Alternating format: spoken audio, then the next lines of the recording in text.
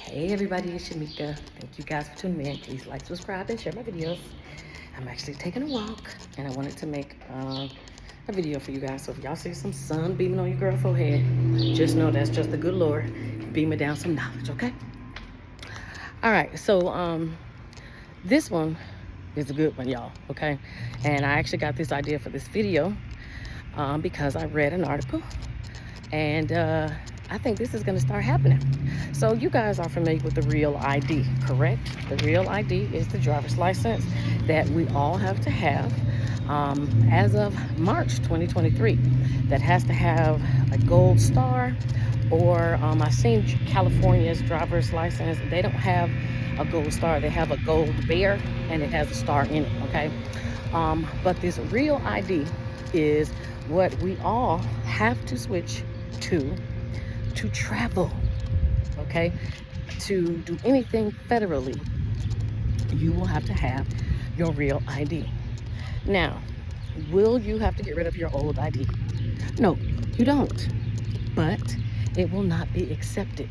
If you are trying to fly, you will be turned away, okay? So majority of you may not even notice that you've switched over, but you should have, okay?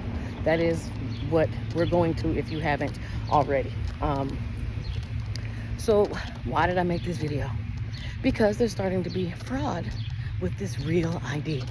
And it got me to researching as to why is there fraud with this real ID when this ID is supposed to be vetted by our government officials to keep down on people being imposters or people stealing your identity.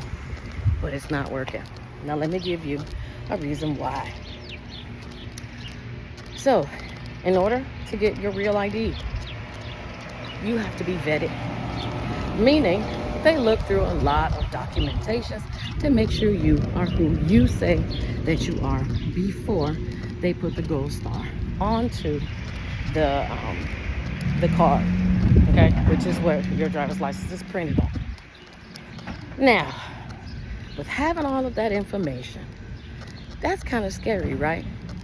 Because I remember reading an article where there were about 40 people in a New Jersey DMV that was busted because they were selling information and they were creating fake real IDs for people to have fake identities, to scam and to fraud. Now, that goes to show that one, yes, you can bribe someone to get you a real ID. It has happened before. But here goes another way that individuals can get access to a real ID. Now, I'm not going to say this individual's name, but I just found this person. She got arrested because she went to the driver's license office to get a real ID, and she got one for a job. But they found out who she really was, I guess, when it came to the background check.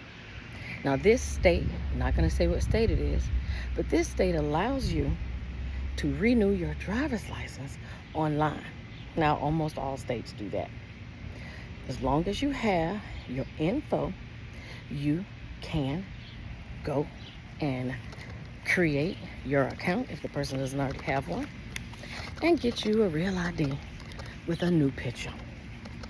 How can somebody do that, Shamika? Easy.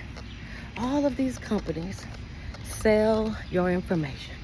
So there is tons of information about somebody already online. And you know what scammers do? They go and get all this information about you before they fill out applications. And then once they fill out an application, they can answer all of the security questions because they know everything about you. Most of the security questions are street you grew up on, mother's maiden name, last four of your social. Those things are those are listed online already, okay? I'll give you a place that you can go and find these things. Not trying to encourage bad behavior, but I wanted you guys to know that this stuff is out there. There's a site right now called Scribd, SCRIBD. Scribd is a free, not free, I'll take that back. It is a subscription-based service where you can go and read books and listen to audiobooks, and you can look at tons of documents. But guess what else is there? Tax returns, people's personal information. Why? Because all of this stuff is a peer-to-peer share filing, and once you save something, I don't know how they're able to see it, or maybe people aren't locking their accounts, but you can go and just type in IRS 1040, and it will bring up IRS 1040s that are pre-filled, that are actual real returns, and they actually show individuals' information. If I can find that, imagine what somebody else can do. Okay, and I'm not looking for it. So imagine what somebody else that's looking for it can do. So this person, like I stated, got caught, obviously because she did not pass a background, because she definitely was able to get the real ID. Now, I also saw an article where a group of individuals in China were doing the same thing. They counted on the fact that a lot of individuals who are Asian kind of look similar, okay? No disrespect, but they kind of look similar. And it was easy to have an Asian last name. And they basically answered questions about the other people because they found their information online.